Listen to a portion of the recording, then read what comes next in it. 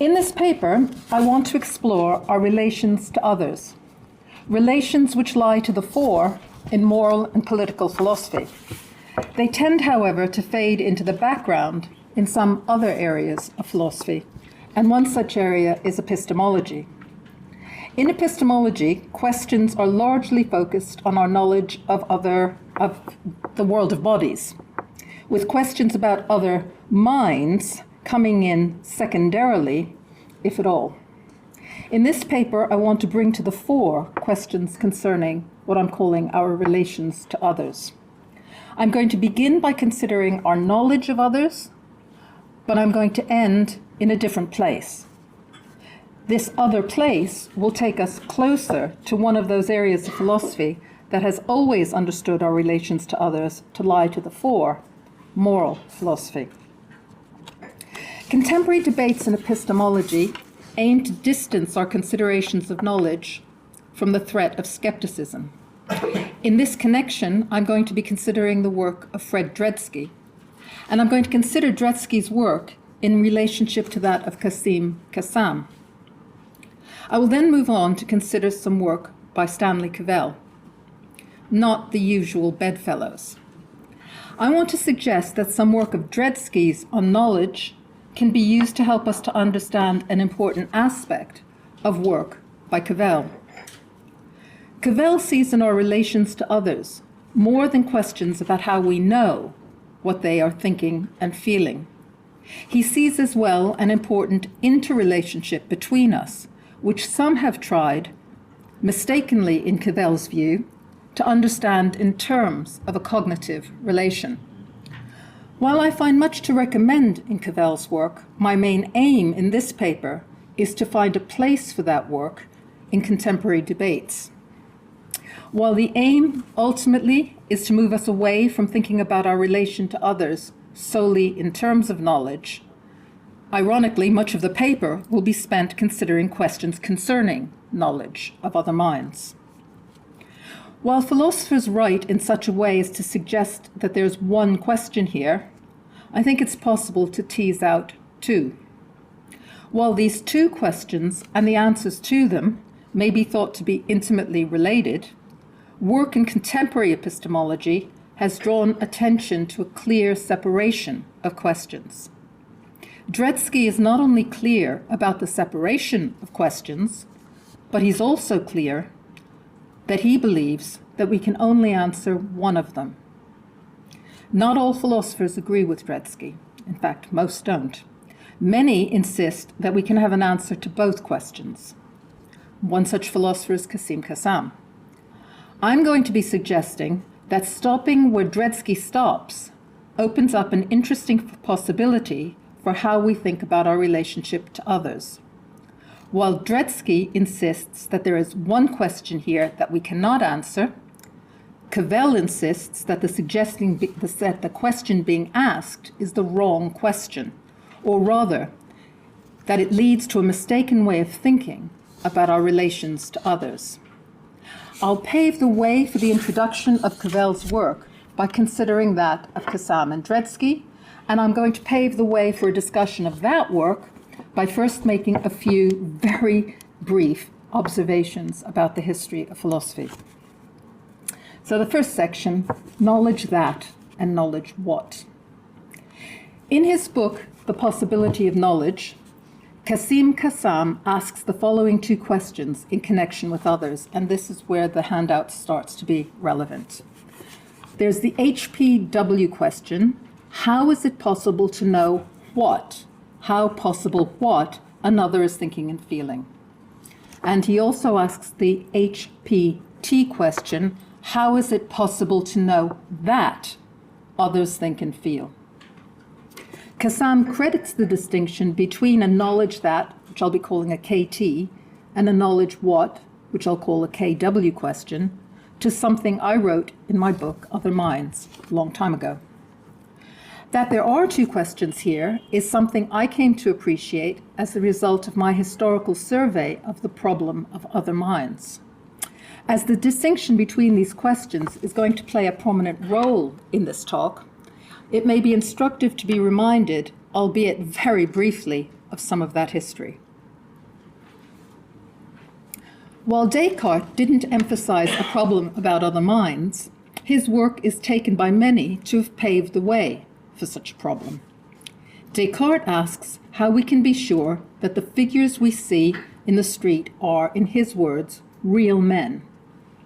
He admits that we ordinarily say that we see men when looking at such figures, but he claims that we're here fooled by our ordinary ways of talking.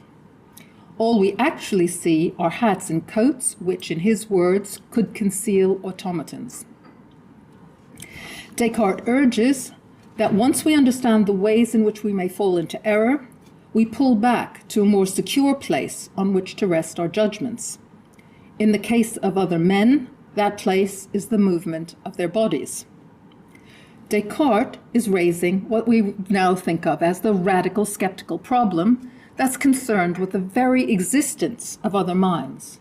He's asking the KT question. There's nothing that I can find in Descartes' work about what others think and feel. When we turn to the work of Descartes' immediate successor, Nicolas Malebranche, we find him raising a somewhat different question. Malebranche asks, how is it that we have knowledge of other men's minds? And he takes this question to be problematic because he takes it to be clear that I don't know another's mind in the same way that I know my own, that is, through consciousness. Another's mind can only be known by conjecture, according to Malebranche. And in this connection, he thinks that, given that what causes the sensation of blue in one person may cause the sensation of green in another, it is, and I quote, only through the most remarkable luck in the world, unquote, that I'm correct in my beliefs about what another is thinking and feeling. Feeling, not thinking. Thinking is something different from Malebranche, but I don't have time to go into that. Malebranche raises the KW, the knowledge what question. There's no mention of Descartes' KT, knowledge that question.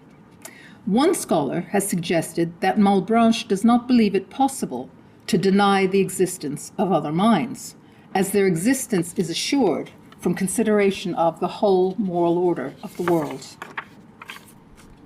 John Locke considers our knowledge of other minds in connection with a wide variety of creatures. In the case of creatures with different sense organs, Locke thinks it's impossible for us to know, to so much as guess, what thoughts and feelings they have. Think of Tom Nagel here. In the case of men, however, things are different.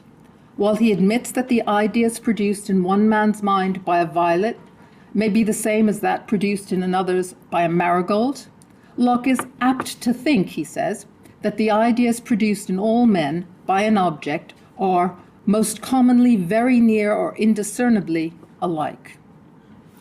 Like Malebranche, Locke does not ask how we can distinguish other men from automata, but questions only whether others experience the world in the same way that I do. Locke is raising the KW, not the KT, question. And I'm going to conclude my historical survey with the work of John Stuart Mill, which takes us back to Descartes. Mill proposes a proof of the existence of other minds in response to a challenge laid down by Thomas Reid. According to Reid, Descartes sets in place a philosophical framework that leads inexorably to Berkeleyan idealism and to solipsism. And it's in direct response to this charge of solipsism that Mill proposes the following, his proof that there exists other sentient creatures. And it's an argument that's been come to known as the argument from analogy. And I have given that on the handout, but since it's very familiar to those of us in the audience, I'm sure most of us are philosophers, we all know it, so I've left that out in the interest of time. Mill is not asking the KW question, the knowledge what question. His concern, like Descartes, is the KT, the knowledge that question. Now, I think it's interesting to note that most undergraduates are introduced to the problem of other minds in connection with Mill's response to it, in connection with the argument from analogy. And insofar as this is the case, undergraduates are introduced to the problem of other minds in connection with the KT question. Now, with all this in mind, I want to next look at what Cassam has to say about the two questions he identifies. As far as I'm concerned, what's notable is that while Mill follows Descartes and concentrates on the knowledge that question, Cassam concentrates on the HPW question. How is it possible to know what another thinks and feels? And it's only after he's answered that question that he turns to consider the HPT, the how is it possible to know that another thinks and feels. In other words, Cassam starts in a different place from Mill, the traditional starting place. Let me now explain the importance of the move. So the next section is entitled From Cassam to Dretske. Cassam is interested in defending perception as a source both of our knowledge of what another thinks and feels and of our knowledge that she is not an automaton. He begins, however, not with defending this source as a response to the HPT question, but as a response to the HPW question. In favor of this source as a response to the how is it possible what question, Cassam points to its simplicity, that is the simplicity of the perceptual account, and the fact that it's in keeping with ordinary language. We often say that we see that others are angry, sad, and the like. Cassam appreciates that many have rejected perception as a source of knowledge here due to the belief that there are insuperable obstacles to accepting it. And he sets himself the task of dissipating these obstacles. And it's in the footnote here that I make the worst of my typos. And that is that dissipating an obstacle is denying the existence of the obstacle that gives rise to the question. And he separates dissipation from overcoming an obstacle. Overcoming obstacles is aiming to show how something is possible despite the existence of the obstacle, okay? So his is going to be dissipating the obstacle. And we can't underestimate how many philosophers he's going against here. He reminds us, that is, Cassam reminds us, that Mill explicitly rejects the perceptual model when he, Mill, writes, perhaps echoing Descartes, and I quote, "We may fancy that we see and feel what in fact we infer." That's Mill. One can find a rejection of this perceptual model in the writings of philosophers from St. Augustine to the present day. With such a weight of philosophical opposition, defense of this source of knowledge in connection with other minds may be thought not to be an easy task. Cassam begins his task by outlining and defending the work of Dretske, work which prizes apart the KW from the KT question and defends a perceptual model in reply to the KW question, the knowledge what question. Dretske is an early proponent of an anti-Cartesian epistemology. According to Descartes, one cannot have knowledge of another mind until and unless one has reason to believe that others are not feelingless, thoughtless automata whose bodily movements merely mimic ours. Contemporary debates in epistemology aim to distance considerations of knowledge from the threat of skepticism, and Dretske's work has played a major role in doing this.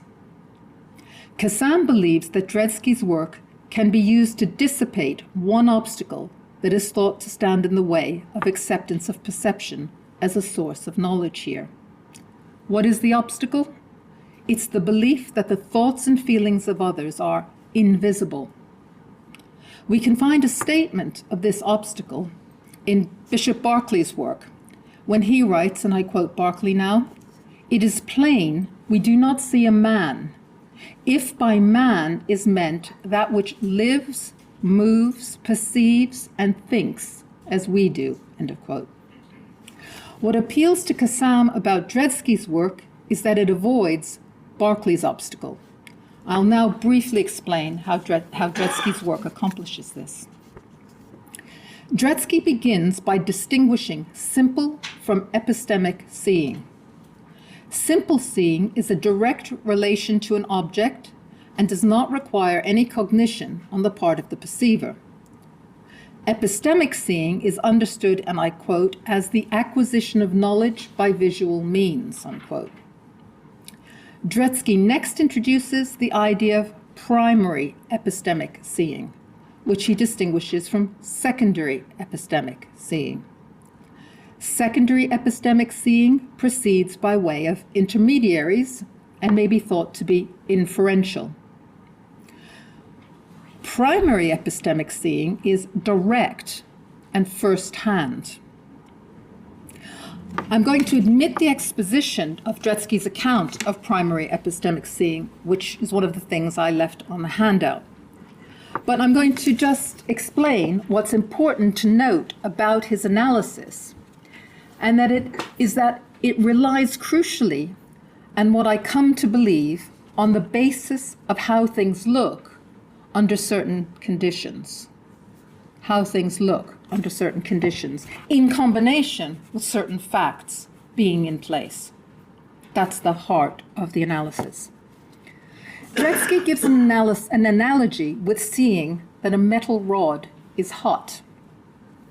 He says, I don't have to infer that the metal rod is hot from what I see, right? It doesn't have to be indirect. Rather, I can directly see that a metal rod is hot because I can see it glow in a manner characteristic of hot metal. Similarly, I can know that my friend, say, Tom, is in pain by seeing him behave in a manner characteristic of someone in pain. Under certain conditions, a person's behavior can be taken to be, in Dretske's words, a reliable indication of their feelings. Now, there's much here that needs to be understood, but for our purposes, what is important is the following. If one follows Dretske's analysis of primary epistemic seeing in application to other minds, it allows us to say that I can see what Tom is feeling without seeing Tom's pain. What matters is that Tom is in pain, and that I come to know this by my direct perception of his behavior, which is a reliable indicator of his pain. It's this feature of Dretske's work that Cassam seizes upon in his attempt to defend perception as a source of knowledge of other minds. As Dretske's account does not require that one see another's thoughts and feelings in order to see what they think and feel, Berkeley's obstacle is neatly sidestepped. I don't have to see his thoughts and feelings to know what he thinks and feels. Now, while it is a notable feature of Dretske's perceptual account that it doesn't require that one see another's thoughts and feelings, grant that, Dretske also took it to be a notable feature of his account that although it provides an answer to the knowledge what question, it does not provide an answer to the knowledge that question. I can see what Tom is thinking and feeling, but I cannot see that Tom is not a sophisticated robot simply going through the motions associated with pain. This is because if Tom were an automaton, he would look just as the real Tom looks, and so I would believe that the automaton Tom was in pain. So while this aspect of Dretske's work is glossed over by Cassam, it's acknowledged and it's rejected by a majority of contemporary epistemologists. I'm now going to explain this aspect of Dretske's work and say something about the reaction it's provoked. I'll then explain how Cassam uses Dretske's perceptual model to answer both the KW and the KT question. And then we'll get to Cavell. So this is the section on epistemic closure. There's a principle that's come to the fore in contemporary discussions in epistemology that captures what is for many a straightforward and intuitive idea, and it's this. If one knows that P, and one knows that P entails Q, then one knows that Q. This is the epistemic closure principle, EP, and it's thought to be exploited by the skeptic to challenge our knowledge claims.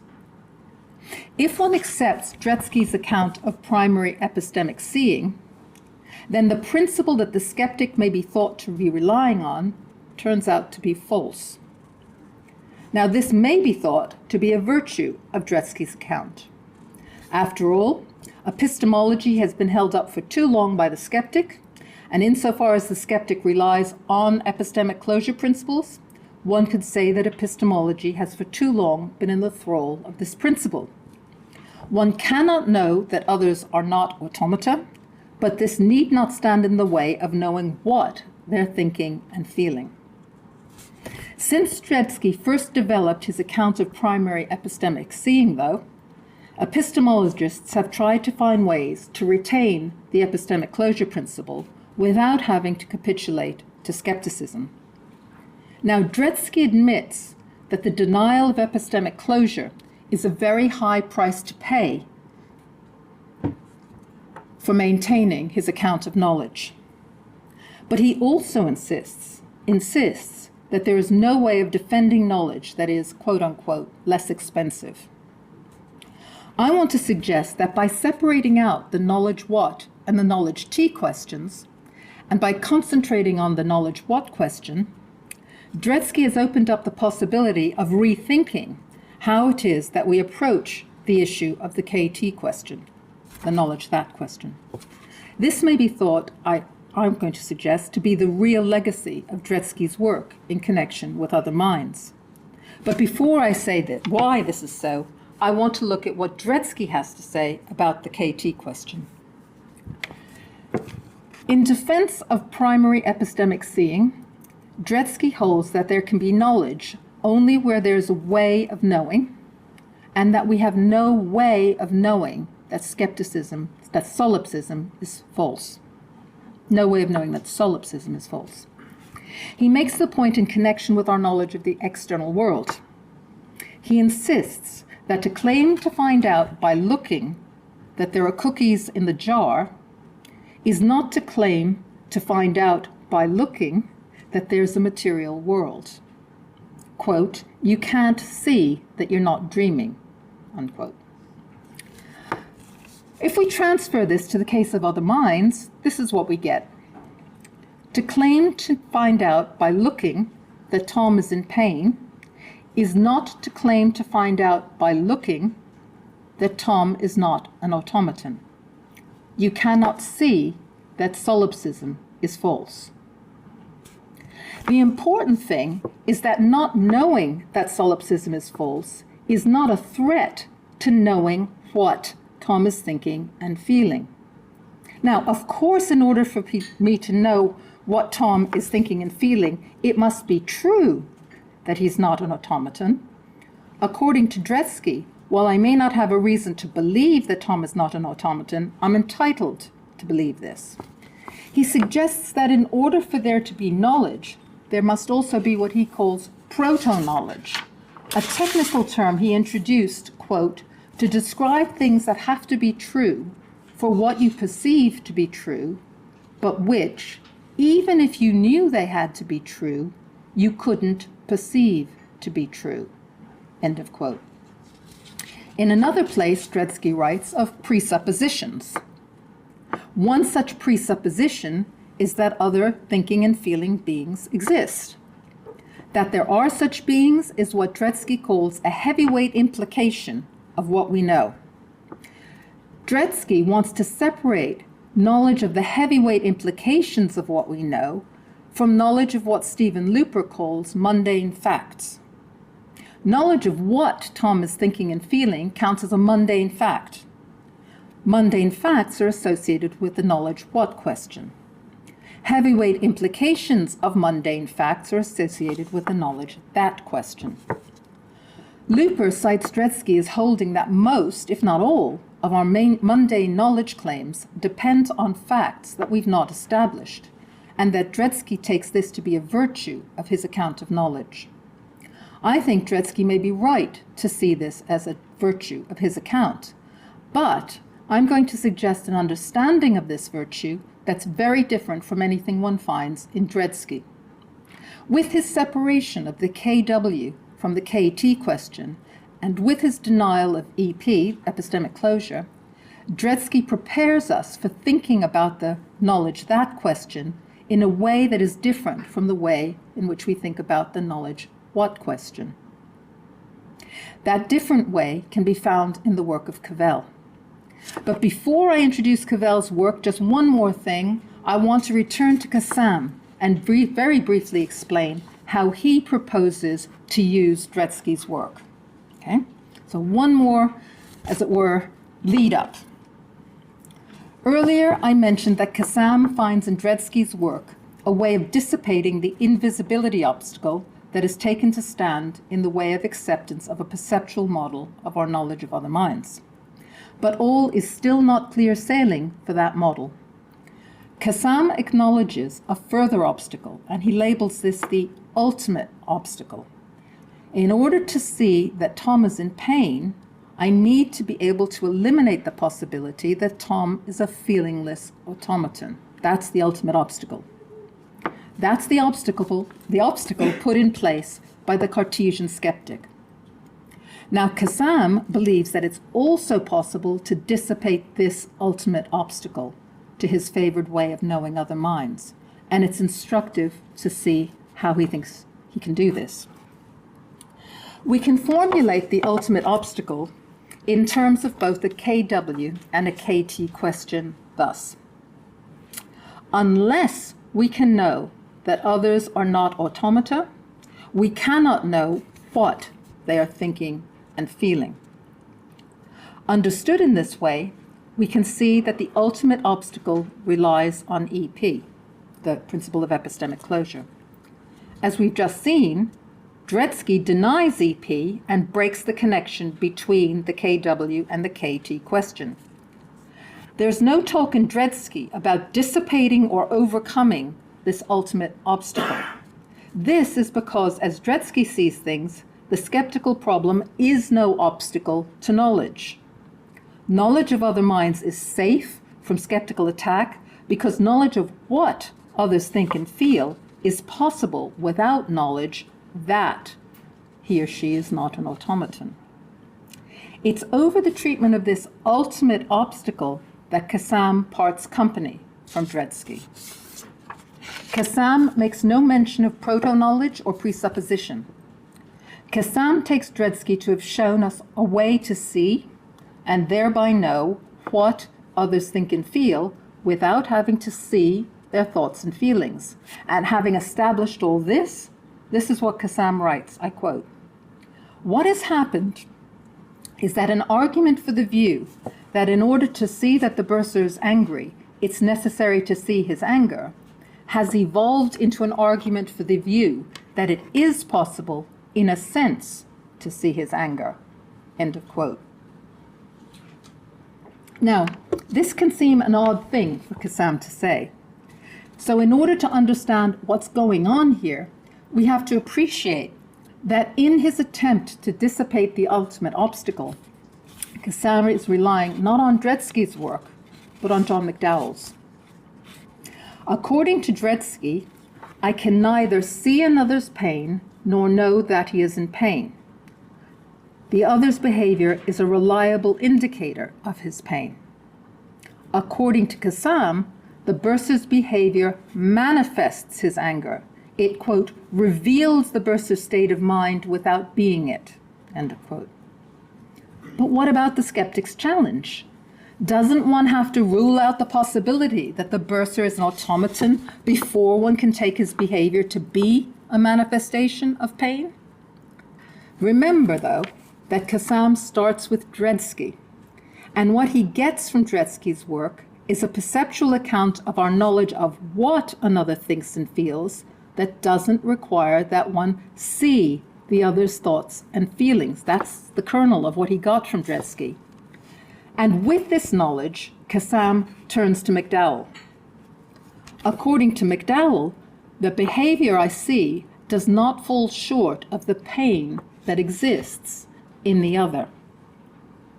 Now, once behavior is understood in this way, then In a sense, I do see the bursar's anger. And Dretske has shown us, I do see the other's anger. I do see that the bursar is angry. And Dretske has shown us that this is possible. It's possible to have this knowledge. So if I do see that the bursar is angry, and Dretske's shown us that that's possible, then I do see, and thereby do know, that he's not an automaton. The skeptic's mistake is to insist that I need to know that the bursar's not an automaton before I can know that he's angry. If we don't make this mistake, then we can use Dretske's work to show that I can see and thereby know that the bursar is angry. I know what he's feeling without seeing his anger. And then we can use this knowledge to conclude that I do know that the bursar is not an automaton. So Cassam writes, in a sense, I do see the bursar's anger. Cassam claims that we're going to appreciate all this if we don't confuse the conditions for seeing that something is the case with the conditions for knowing that one sees that something is the case. Now, he doesn't accuse Dretske of making that mistake, and Dretske does not make that mistake. As I understand it, what Dretske is not doing is making that McDowellian move. And what Cassam has done is, in effect, moved away from pain as a reliable indicator. And the move instead is the McDowellian move of pain not falling, of behavior not falling short of the fact. When taking on the task of dissipating the ultimate obstacle to the perceptual model, Cassam is a follower of McDowell, not Dretske. By marrying Dretske's work with McDowell's in this way, Cassam is able to claim that we can have the very thing that Dretske thinks we're denied, a way of knowing that solipsism is false. This is a crucial moment of divergence between Dretske's work and Cassam's. Cassam uses Dretske's work as a stepping stone to showing how this further knowledge is possible. Where Dretske's work requires that we deny the epistemic closure principle, interestingly, Cassam's work preserves it. Okay, so we've got all that as our background, and now we can turn to Cavell.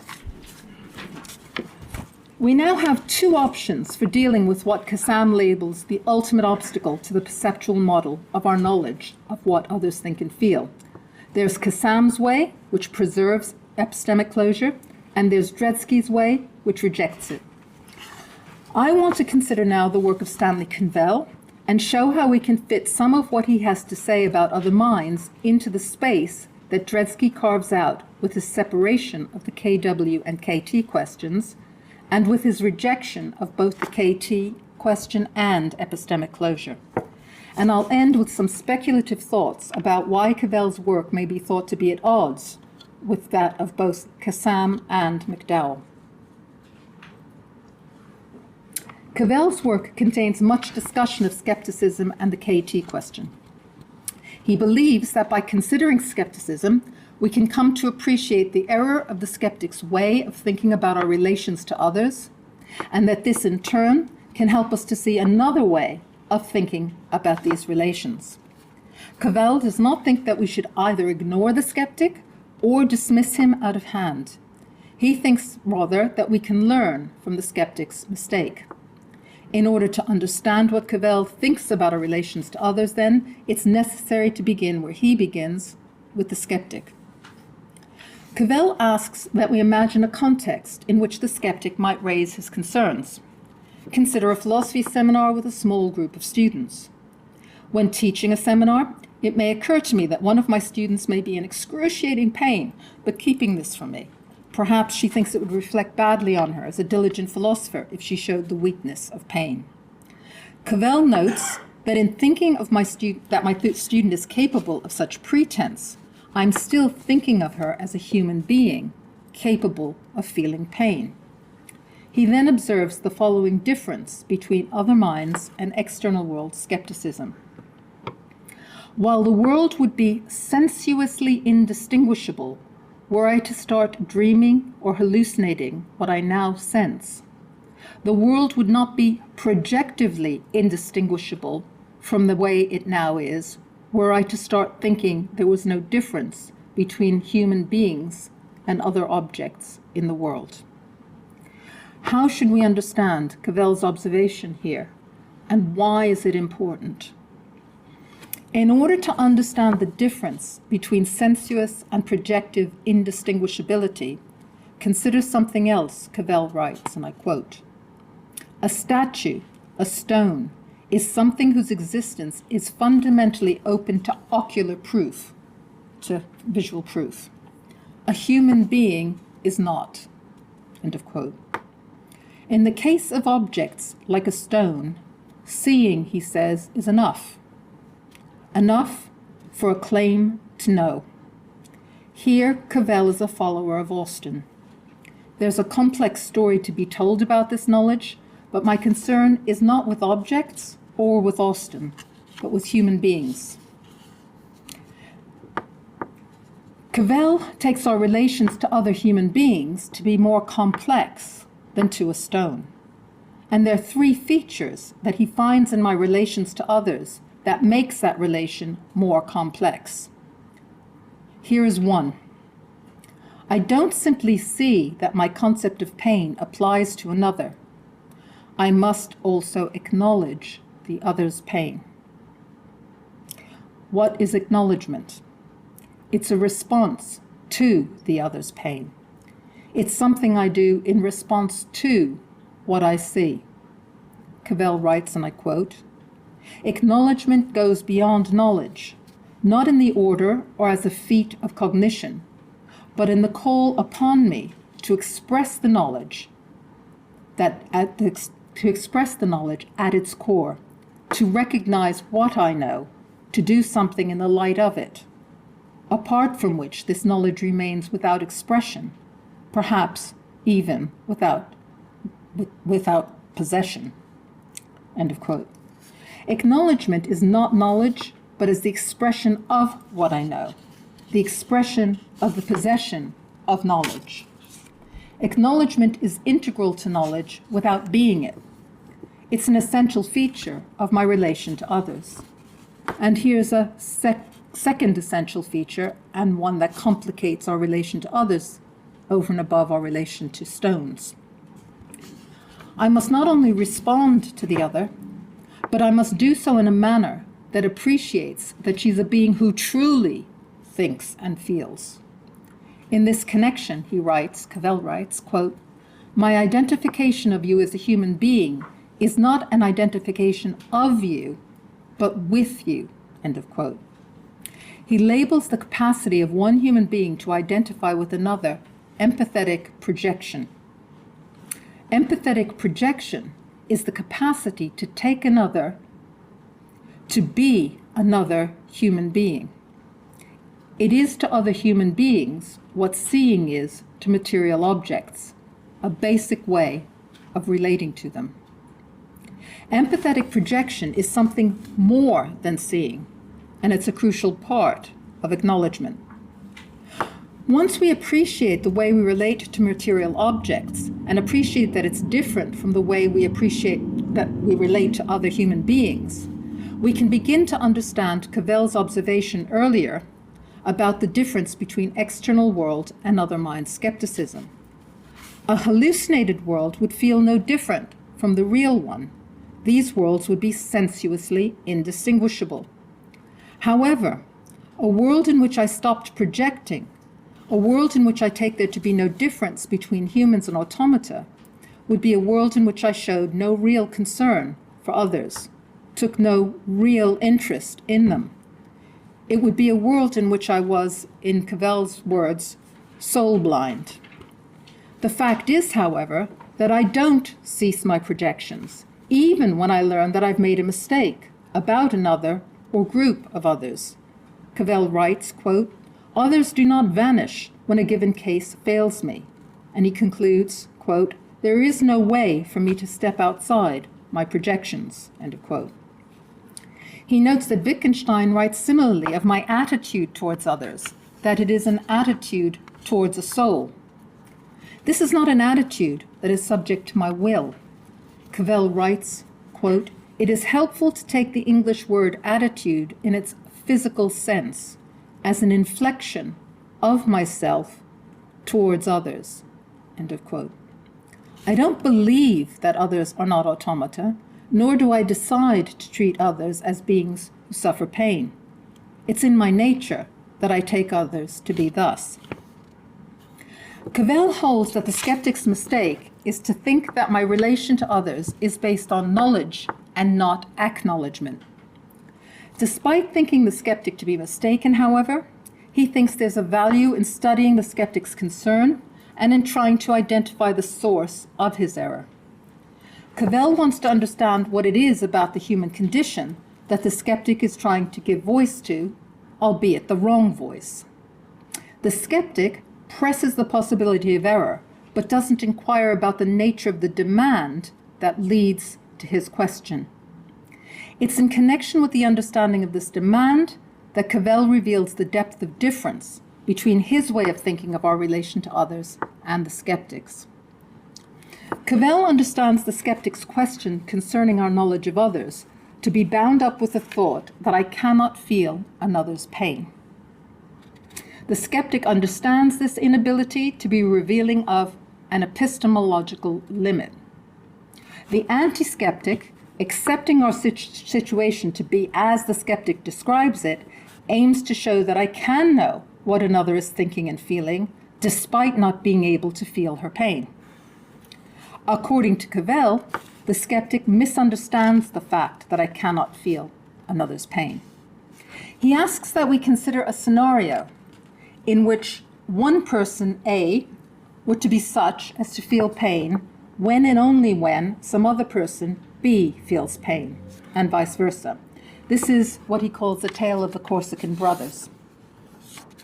When considering such a scenario, we might think that there's a sense in which it would be true to say that A knows B's pain. But Cavell thinks that the skeptic should not be satisfied with this. What he thinks is missing here is a sense that the pain we know is another's pain. In the envisaged scenario, A may feel B's pain and in this sense know B's pain, but A's pain no longer contrasts with B's pain. Cavell takes this to show that the skeptic misunderstands the observation that I cannot think and feel what another thinks and feels. While the skeptic takes this to be an obstacle to knowledge here, Cavell takes it to be a reflection of the fact that we're separate beings. I am me, and you are you. Cavell understands this separation as what he calls a metaphysical finitude. And this is not something to be overcome, it's something we have to accept. Cavell thinks that what stands in the way of our accepting our condition here is fear. Fear that a separation from others means my confinement from them. I worry that my needs and sufferings will go unanswered. I want my existence confirmed and my thoughts and feelings to matter to others, and I fear that this acknowledgement will not be forthcoming. Cavell thinks that the skeptic misunderstands our condition. He reacts to this fear by projecting a darkness onto others. They may not really think and feel, and that's why they can't respond to my needs. The skeptic understands the body of the other as forming a barrier that separates me from her, making it impossible for me ultimately to know her. Thinking of our separation in this way gives rise to a fantasy of some superior being in possession of a power that could penetrate the body or somehow see about it, and in this way come to have a knowledge that's denied to me. A being who possessed such power would be capable of knowing both that others exist and precisely what they think and feel. But Cavell claims this is a fantasy, and it's a fantasy that amounts to an obliteration of our separation and a denial of our difference. He writes, and I quote, "The truth here is that we are separate, but not necessarily separated by something." End of quote. Cavell understands the real worry here to be not about knowledge, but my way of inhabiting that condition. It's a worry that has to do with how we live our lives in relation to others. He writes, and I quote, "The other can present me with no mark or feature on the basis of which I can settle my attitude. I have to acknowledge the humanity in the other, and the basis of it seems to lie in me." In order fully to understand what Cavell is saying here, we need to understand the third feature of our relations to others that marks a difference from our relations to objects, that there's a duality in my relation to others. We can begin to get a grip on this idea if we return once again to consider the skeptic and his concern. Cavell sees the skeptic's question as, and I quote, "prejudicial or partial from the start, and so perhaps harmful. It misses the following consideration. The question whether there are other minds is exactly as much a question about me as about anybody else," end of quote. Insofar as there is a skeptical question, it can take both a passive as well as an active form. We can ask, "How do I know?" That's the active form. And we can also ask, "Am I known?" The passive form. The skeptic only considers the active form of the question. What he fails to appreciate is that insofar as there is a problem of knowledge here, it can also be posed about me. Cavell thinks that it is not just the skeptic that fails to appreciate this duality, but much of philosophy, insofar as it fails to appreciate this duality.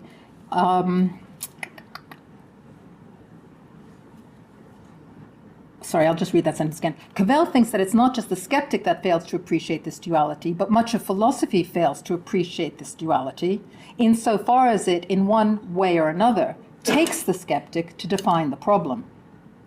According to Cavell, failure to understand the duality in the problem of other minds leads to a failure to appreciate that the real problem here has to do not with knowledge, but with the very thought of otherness.